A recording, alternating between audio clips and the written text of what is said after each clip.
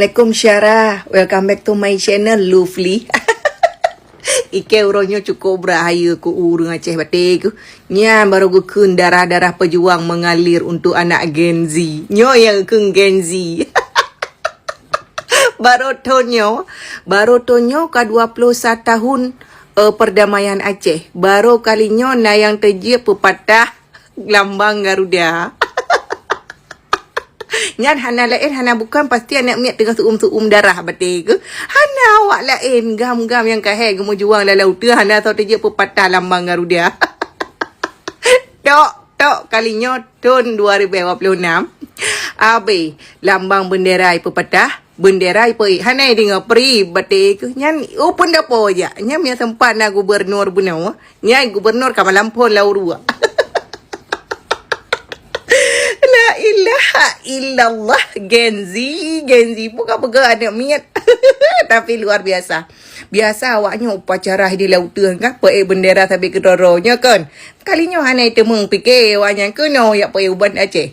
Hana pak dua dan pijak. Hana pak Ike masjid raya menyorok pun katanya. Ike hamil aku fikir baik terjak peringat bendera puteren. Garuda pepatah. Masya Allah, tabarakallah. Nya yang gekun darah-darah pejuangnya luar biasa. Lo standing applause. Lo sangat-sangat suatu kebanggaan. Ike saya berat bangga aku batik. Nyo kan provokator kan. Memang suah tabik nah. Baik fikir akan han tate. Memang nak miak ite. Memang ite. Menyambar juga dia. Beneran nak peringat berjalan. Hai ke bukura. Pokoknya gam-gam awai. Tengah abah. Buat dia nak miat.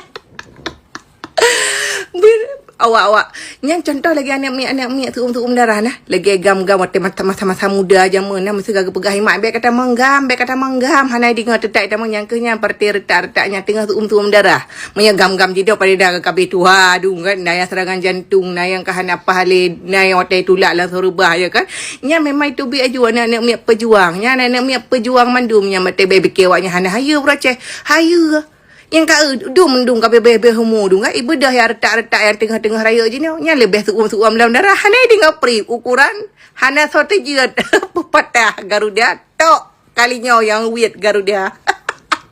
Gubernur payah betul. Mahan, gubernur malam pun.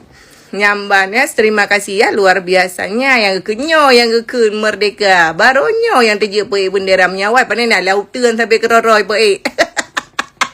kalinya ikat ke aku kan kem pulain suatu kebanggaan lah berkibar bendera tanyo nyamban sebenarnya uracahnya gakai memang bertema solawatan bertema membaca doa bersama ya kan mampu pas saya periksa mai tanyo mentang bengeh tu hana tujuan dia cemencua kayak tuduh cemencua mesti menang kan masa han bengeh yang kehilangan mata aku berdoa semoga kalian sihat selalu betul kajak betul kawa yang baik kapoh gubernurnya hana payah kapoh untuk ujung-ujung habis si umum baik kapoh leh bahina ke di nyoho ke kali